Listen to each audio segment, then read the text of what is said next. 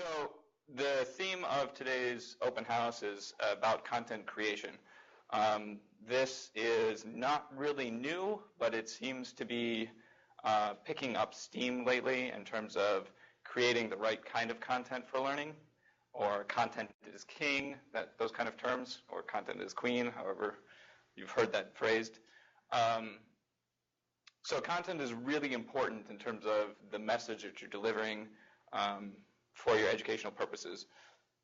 So we'll talk about what is content, we'll talk about what does content look like, what to do with it, or how to make it better, or what next with this content that we have. And then we'll have time for questions afterwards. If you have questions during the presentation, please just let me know, and I will throw something at you. I meant two. So what is content? Anybody have any personal perspective on what content is?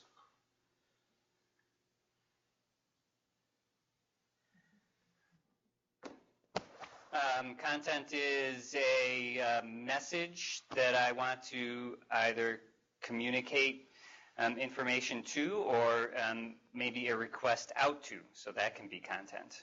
Excellent. A communicatable message. Anybody else? Yeah, it can be phrased in a bunch of different ways. I phrased it as it's consumable information.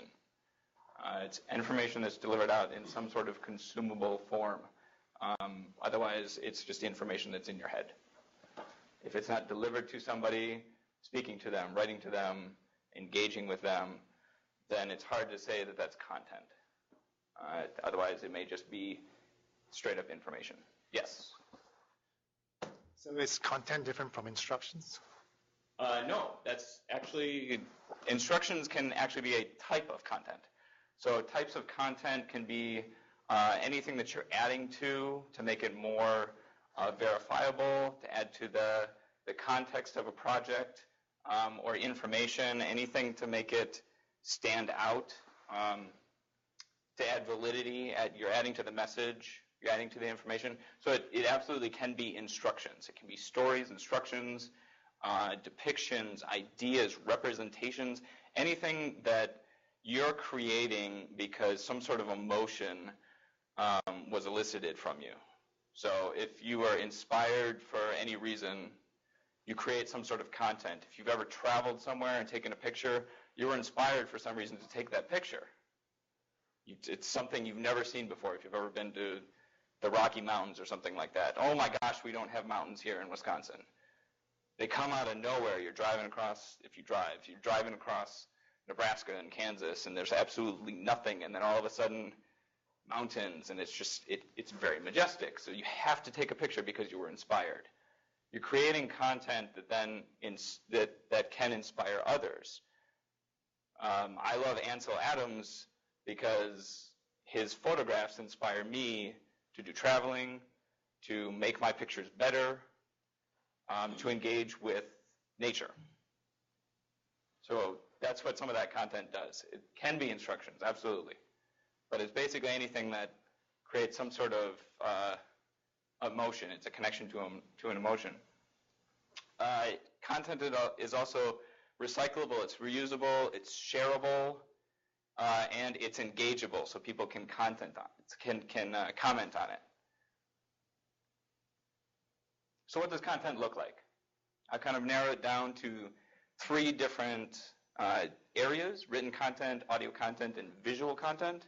So what I'm going to have our 3 groups do is talk for a couple minutes about what written content, audio content, and visual content is. So this group can talk about what written content is, like what form it takes. What would you see that you'd say, that's written content? What would you see or hear and say, that's audio content? What would you see or engage with that's visual content? So take a couple minutes. There's a legal pad at each workstation. I will throw a microphone toward your group, so make sure that you have a record keeper or someone brave enough to speak for the group afterwards. Pictures, video. Okay. Would you like to start over? Okay. Kenny will do it. So sometimes there is, what I was thinking about was sometimes there is written content that's animated then, and it becomes more visual because it has, so sometimes it's the motion of things. I'm trying to think of there's a recording.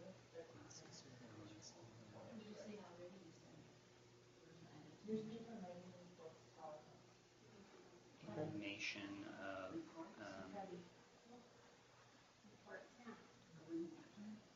visual or written content. So animation is distinct from video, audio. Exactly, yes. Yep. Like what is it? How something, where you can take the visuals and move them, and you can have fingers coming in and pointing to something or another. It just makes it more, it sort of blends to my way of looking at it. It blends the written with the visual to make the written a little more engaging. CD, right? Like audio. So pictures, video. There you go, CJ. We got started.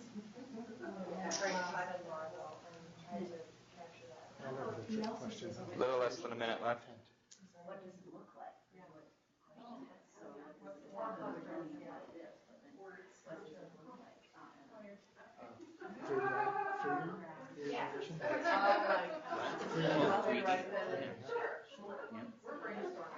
And then I also wonder if, so there's layout, sometimes the layout, so you might put your writing or your whole thing in boxes, but that's also a very visual part of what you see presented on the screen. And what we call in our industry is message design. Is that what it is? Like how big to be in relation to less important words, message design.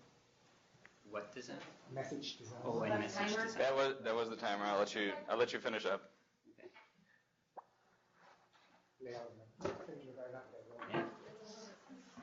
All right. So group number one, who would like to comment for your group? Let me know what you've come up with for written content.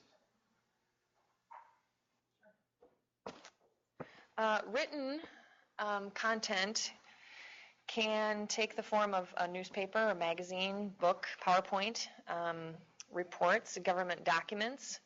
Languages can be visual in their writing. We also talked about artistic renderings. Could be a cross with visual content. Tweets and prezzies. And it could specifically look like words or paragraphs or bullet points. Great. Excellent. Anybody else? So I completely echo all of those. They're all written representations of information, of content. Books and documents, newspapers, those are pretty normal things to come up with. The one I left up here is love letters. Because again, it's about eliciting emotion. I remember a couple of years ago during the Super Bowl pregame, there was a piece about a former player who I think he was diagnosed with some form of ALS. So it's a really rough disease, and if you've got kids who are really young, it starts to elicit a lot of emotions. So what that player did after he found out he had this disease is he started to create a lot of videos of him making books, and he would write letters to his kids. His kids were really young. They couldn't really engage with it. They didn't really understand it if they watched it at the time. But if they watch it 10 years later, after their dad basically can't talk to them anymore and can barely give much emotion, that written content that was created before, it means a lot. So it doesn't have to be anything that's created to be consumed immediately. It can be something that's created to be consumed a lot later. And again, it elicits a lot of emotion. How about some audio content? We have a list. This is really pretty cool thing. So we have lecture, music, a conversation, a recording, radio, audiobooks, podcast, teleconference, wiretap, phone conversation, and storytelling. Wiretap, that's awesome. Well, you know, some of us work for the government. Hopefully not wiretap. Yeah, anything musical, anything spoken word, speeches. It's great audio content. Instructions can not just be written, but they can be spoken. So those are great. For the visual content. Sure, visual content, pictures, still pictures, video, movie, animation. I mean, not just cartoon animation, but like animation of maybe still pictures or written content. Sort of, I was thinking of, I think it's called Powtoons, you know, where you have like the still picture of the finger, but the finger can then move in and point at various content and what have you. Some sort of 3D presentation. Also, just within the confines of a screen, layout design. Mm-hmm. How is it that that content there is designed, is laid out, and then also message design then within that layout. Right. So you're actually getting into the next set of slides about how to make it better. So as we were going through this exercise, I thought there might be a fourth category, and that would be multimedia content, putting all the three together into one. Huh? Right. So this is actually something that this group was talking about in terms of bringing up PowerPoints and Prezis and Facebook and Twitter and all that stuff. Is there are combinations of all of these. This is not a comprehensive list by any means. You can combine all of these. You can deliver all of these in one amalgam. You can create a video and post it on Facebook. So it's both visual, and then you can write something about it, so it can be written. So there's a whole amalgam of these. It's not just confined to one of these categories. It can be a mixture of all of them. So, yes. Is there any other, besides amalgams, is there any other categories or types of content that can be created that hasn't been brought up? Kinesthetic, yes. Tactile, yes. Very. Yeah, I love playing Legos with my kids now. Not that I didn't before, but yes, absolutely. It's creating content, creating things in a tactile environment. And actually one thing is creating virtual tactile environments. So I put up the Minecraft. You can create virtual worlds and engage with it, not just like creating a world of your own, but one that you can share and engage with other users as well. So games are excellent forms of content as well. So what next? So we're creating content. We basically want to do it better for education. We want to be efficient about the content that we're creating because we don't have a ton of time to do lots of things like this. So the best way actually to do it, and a lot of people say this about arts of any form, is just do it. Just create a lot of it. Some people may think it's not very good. You might think it's not very good after you do it. But the more that you create it, the more that you can fine-tune what you're doing.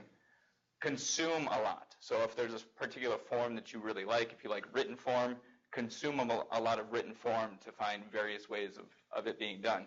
Same with audio forms or video forms. Find different lighting compositions that you really like, or some kind of engagement mechanism that's built into it that you really like. But in order to find that, you've got to consume. Share it and engage with your learners. Solicit feedback. That way you can make your product that much better too. Be curious. Try something new, not just the written or the audio or the video. Try something completely new. Try a new amalgam. Try games. Just try something. And again, be curious about your engagement. And be curious engagingly. And then diversify. So if you're prone to just creating one thing, if you just, like, emails are content. So if you're just writing emails all the time, maybe try diversifying in your communication, the content that you're creating. Make an audio recording or send somebody a video message every once in a while. Just diversify your message. I really enjoy playing Ultimate Frisbee. My wife may contend that I love Ultimate Frisbee more than her or my kids. because about sacrifice, something like that. So you can learn about Ultimate Frisbee by reading the rules. If you want to read through all 30 pages of rules, which is actually really, really short. Hockey rules are like 7 times as long.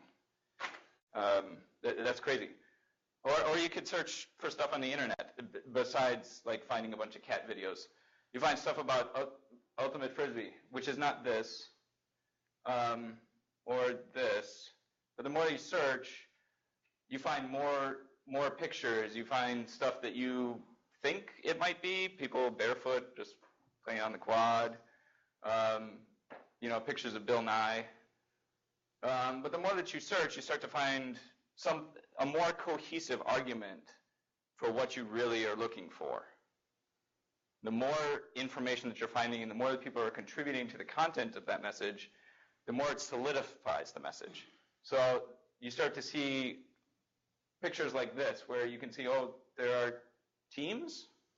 There's 2 different colors of shirts people are wearing, so maybe that signifies teams. I find pictures of fields and dimensions, and okay, so now this is there's plays. All right, well, and there's athleticism. It's not just throwing things around. There's pretty crazy athleticism. And I include this video because it includes a lot of different elements about content creation. It includes information not just about these 2 teams or that women play Ultimate and play it very well, but you'll see messages about there's a Sky magazine. So there's apparently a magazine that's devoted to this sport. There's broadcast material that's out there that people are spending their time broadcasting a sport like this. There's obviously athleticism, but you can see on the graphic that it's the World Championships, that this is played on a global scale, and it apparently has a lot of following. There was also an element in there of the camaraderie of the sport, where the defender goes over and gives a hug or pats the woman on the back who made the great play, and that's part of the sport. So you're starting to learn more about these just in a 1-minute clip. There's a lot that they packed into that. So that's about diversifying. I just probably took like 2 minutes. You probably know more about Ultimate Frisbee than you ever thought you would. That's diversification of information. And then improve. So all of this is about improving the message, improving the quality of the message, improving the efficiency of your message. Find better spaces for recording. Find better ways and more efficient ways to write documentation, your instructions. Find better ways to make your videos. Find better sound isolation, better lighting, better graphics. Just find ways to improve and find ways to share all of that. Are there any questions? This is on just a real basic level of... I'm going to throw something at you. Okay. This is on a real basic level of having, I do a teleconference every other, or I coordinate a mental health teleconference every other week. Sure. So, I send out an email and I look and see how many people actually open that email. It's not that many. Out of whatever, 900, 1,000 people, it might be 20%, because it always looks the same. I mean, it's always the same, but I think, I want to change it up. But then I think, or is it better to keep the same? You know what I'm saying? They expect to know, to know where the link is, to where the... So anyways, I picked about, I want to diversify and I change it up, and maybe people would be surprised each time if there's, some new nugget in there, or something that's more interesting, so maybe they would open it. I don't know. I'm playing with those ideas. Right, so you're not trying to change the information. Right. You're just toying with the idea of changing the content. The content. Exactly. Right, but, or, I don't know. But I'm trying to see if I could increase the number of people that would open it each time. Because right now it's pretty much staying, maybe it's the same 80 people that open it every time or something. Yeah, and it's a good reason to be curious and to diversify. Sometimes you're going to take a risk that just pans. Like nobody goes for it.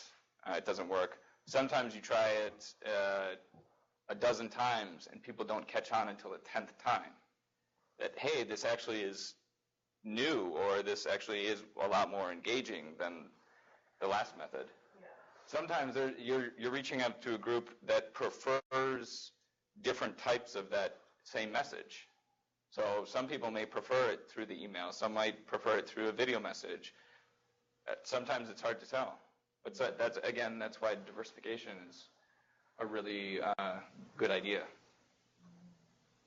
Because I don't ever receive video emails or Yes. Sometimes I go Yep. to your Outlook. Okay, what can you do with an Outlook? Like what can you do with the technology that you have, basically? Yeah, and I completely understand it because I hate email. People I work with know that I just despise email. It doesn't elicit a lot of emotion. There's usually not a lot of emotion in it, and the emotion that's in it can be perceived wrong. So I love seeing people's faces. 70% of communication is nonverbal. It helps build a relationship with that person if you're talking, with them. And if you can't talk with them bidirectionally, then if they can at least see you and see your nonverbals, then that's so much better.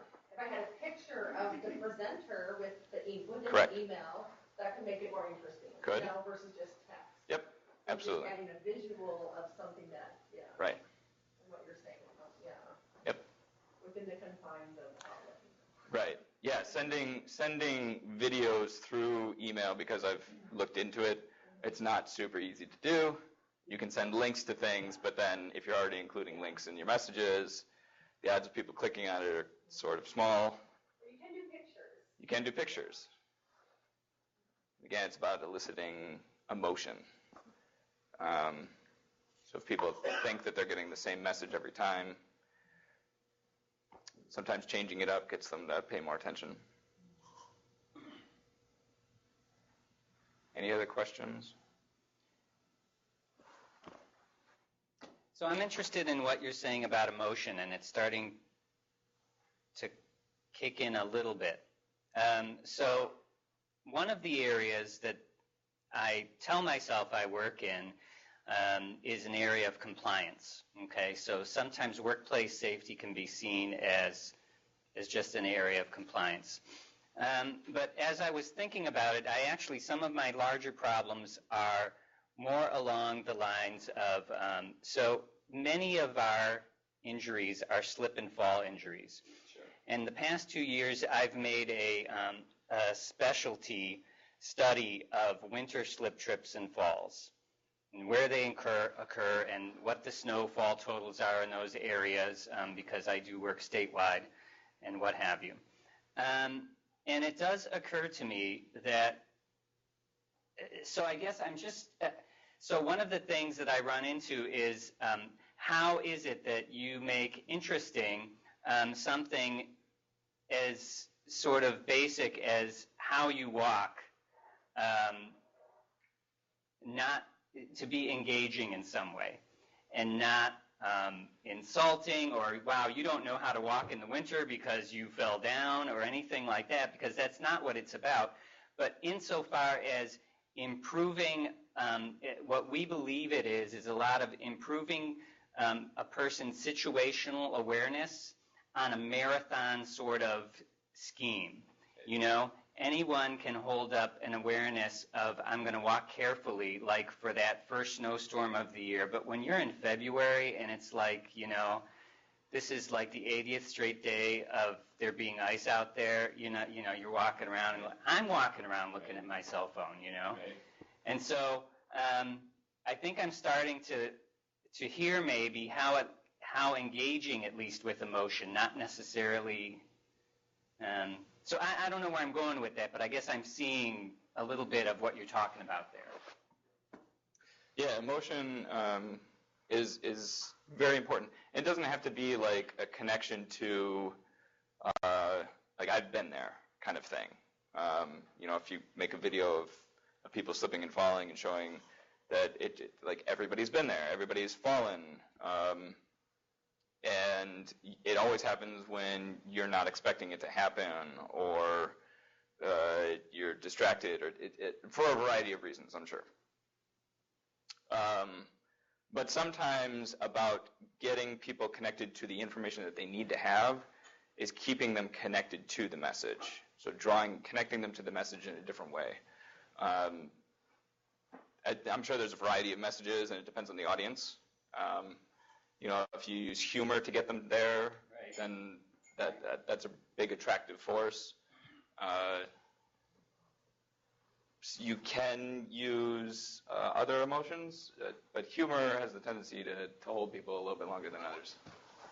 Well, that made me think of, Oof. Because I'm not from around, Wisconsin or whatever, and of course the snow is bad and whatever. But I saw some image, and maybe it was somebody was, talking about safety and walking on snow or something, but it was the penguin, walk like a penguin. Sure. Yep. And I still have that image in my mind. So Yep. it's kind of funny because I'm like, why would I have that image? Oh, yeah, I saw it. When he started talking about that, I got this penguin image. And I was like, oh, it's this cute penguin. But it actually kind of works if you walk like a penguin. Yep. So that just sort of stayed in my head. So I was like, it's kind of a fun image, So I don't know if it elicits absolutely. emotion because I've never met a penguin, but it's... Yeah, but you remembered it. I remembered it. And we used penguins. We gave out stuffed. So talk about tactile, Yeah, Like absolutely. tactile, the Yep. little stuffed, the squeezy ones. Yep, it creates remember. People love them. yeah, they do. But I have to say, that was before I actually got my concussion when I was on my phone and tripped on stuff. So it didn't make me change my behavior. It helped me walk a little bit, but not from the phone thing. So I don't know about the phone. Or pictures of penguins on your phone. Yeah, but it helps you kind of think about the behavior of what do you do. Yeah, exactly. Are there any other questions? Well, thanks for coming to the presentation. Thanks for coming to the open house. We really appreciate it. If you have any other questions about what ICS is and what we do, or how to engage with an audience, we would love to talk to you more about it. This was very helpful. Thank you so much.